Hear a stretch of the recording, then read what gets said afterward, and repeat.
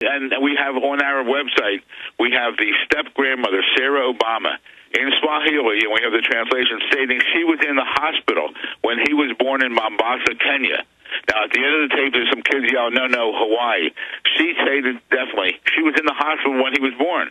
That's more significant than anything they've produced. They've produced one thing, that document, which is a phony. Then they keep saying, well, there were 2 newspaper articles saying he was born. My children live, I'm in Pennsylvania. My children live in other states. When my grandchildren were born, I put announcements in here in my local paper that I have a new grandchild. That doesn't mean he was born there. That doesn't mean my children are born here. They're not. They're born elsewhere.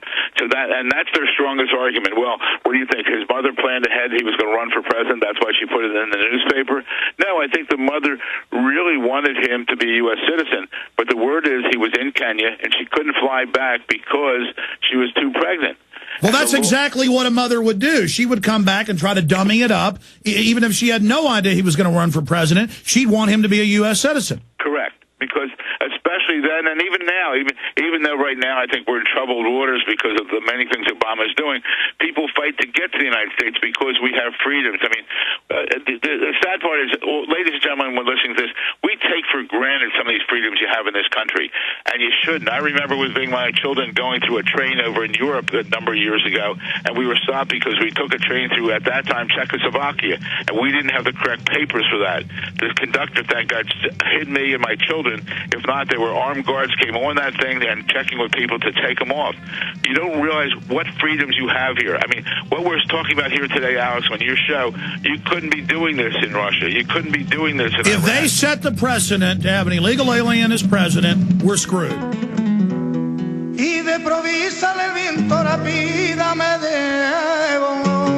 right, we're going to your calls for attorney Phil-Berg. This is the guy who 2 years ago saw some of this documentation and said, I'm going to investigate. Deputy Attorney General previously in the state, run for governor, member of the NAACP, prominent member, I believe on their board there in that state, and they've said every horrible thing in the world about him. He's racist, all this crud. And even Obama being African is a fraud. African as in not Arab. Of course, there are Arab Africans. He's 6% African. 6%. He's 44% Arab, 50% Anglo-Saxon. I don't care what color he is. The point is that's a distraction. It's just like when you say you don't want socialist health care, which it wasn't even that. It was an insurance company scam. Even Howard Dean said that now, and Dennis Kucinich. That's why it's dead in the water. Even when that came out, Chris Matthews and Carlos Watson and others said, this is racism. It's racism. Racism to say I don't want health care. So they're playing the race card, and it's totally blown up in their face. It's not working. I want to go to your phone calls, and we've got Mr. Berg for another 30 minutes in the next hour, so plenty of time for him to get into any other subjects. But support what he's doing because he's got a lot of courage. I talked to him off air. They haven't killed him or set him up because that will just elevate everything he's doing. We'll talk about that before he leaves. But let's talk to Julio in Illinois. Julio, thanks for holding. You're on the air with attorney Phil-Berg. Go ahead. Alex Jones, how are you this afternoon? Phil-Berg, I commend you for what you're doing. God bless you. I will have you in my prayers, sir. You are unbelievable for what you are doing, exposing the fraud known as barry-soetoro, sir. Thank you very much. You're very welcome. My question is, first off, I took an African-American studies class 2 years ago, or last year, here in college in Macomb, Illinois, and we saw the biography channel, biography on barry-soetoro, and they said, growing up, that his nickname was Barry. I do remember that, and I just saw right now on TV for Comcast cable people on demand. You can look that up. They have his biography there. But my question, you're talking about a march in Washington, D.C., on tax day possibly, on April 15th. How does barry-soetoro go off paying his taxes under the alias Barack Obama, similar to TurboTax, the rat Tim Geithner? How does this sick, disgusting man get away, with his aliases, and you have, Benedict Arnold. Hold on. That's a great point. Much of his own cabinet has been caught in tax trouble, doesn't pay their taxes. It's just a lawless group of criminals, and you were going to say something about Mr. Beck.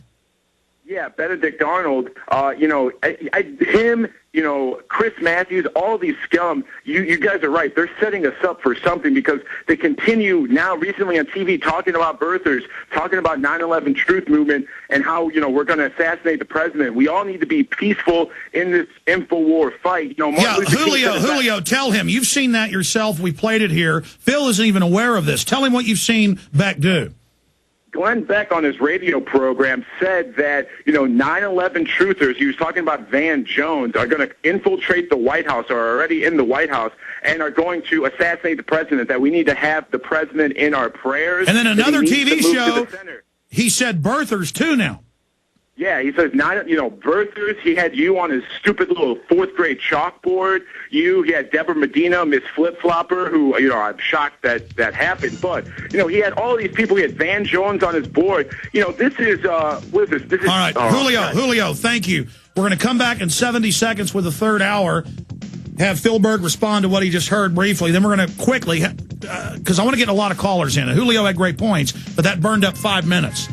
We're going to go to Matt, David, John, Nick, and others so we can get to others and bring up different issues, and so Phil-Berg can respond. His time is very important, so I want to just ask the question, have him respond. Big Brother, mainstream media, government cover-ups. You want answers? Well, so does he. He's Alex Jones on the GCN Radio Network. And now, live from Austin, Texas, Alex Jones. Attorney Phil-Berg, founder of the birther movement, is our guest. I'm going to have him in the next segment briefly recap. Some stations carry the second half of the show. Why the birther issue is so important. We're taking calls at the bottom of the hour when he leaves us. Then Lindsey Williams with more inside info directly from the highest levels of the global power structure on what they're planning with the dollar and the economy. Phil-Berg, you heard Julio's points. Quick comments on that before we go to more calls. Well, I think it's disgusting that Beck tries to associate me with these other people and tries to tie me in that I hate America. I don't hate America. I do this because I love America, and I'm going to challenge Beck. He won't do it. I'm going to challenge him to a debate. He's got the nerve to put me up there and talk about me. I'm going to challenge him to a debate. He probably won't do it, but it's wrong what he's doing and wrong making me connotations. I want peace. I want a peaceful revolution. I want this through the court system and not through that. I'm going to embrace the American public to have a birth certificate march on Washington, which will be peaceful, and demand that if he can't prove that he's constitutionally eligible, that he resign. Can you see 1 million people there with a copy of birth certificate and Obama not doing? The media would have to cover this. And by the way, at these town halls, as you know, for a year now, Republican and Democrats will say, no, he's American citizen, and literally the whole room starts screaming at him. Even at Democrat events, people are sick of this, and ObamaCrimes.com is your website. I've seen it on TV. I've heard it where he puts you up there next to the weathermen and others and says, these people hate America. They're dangerous. Folks, send those videos because there's millions of listeners. You can find them. I have a small staff. I've seen it. I don't have time to go dig it out. It would take maybe 10 hours to dig through hundreds of shows. Send it all to Phil-Berg. Help him so he has the info, but also support ObamaCrimes.com. Let's go to Matt in Ohio. Matt, you're on the air. Go ahead. Hey, Alex. Hi, Phil. Hey, Matt. I may have to be way out in left field here, but what do you think the chances are that the puppet masters, the people that pull Obama's strings and the higher ups in government, are going to let Obama's true identity and his birth certificate and all that out at the right time to get him impeached in order to impose more laws on us to be able to keep better track of us? You're saying that could be the false flag. It would cause riots, all sorts of problems. Phil, your take on it. Well, I'm going to demand when we get him out of office, and we're going to do it, we're going to demand we'll hold a news conference. I'm going to call all the top politicians in this country and the religious leaders and say, you plan to cause riots in the streets and damage property and injure and kill people? Why? The only person responsible for this is Barack Obama. No, I don't think they're going to let it out. I think what's going to happen is the American public is going to demand it. I think about 20 million people know about this. Help me raise the public awareness to 100 million people. We will force him out of office because this is outrageous what he is doing, and he's out to to tear apart our country. Well, it's just like ClimateGate in the first month when they said it wasn't real, and now it blew up in their face and they've all admitted they're liars. Right.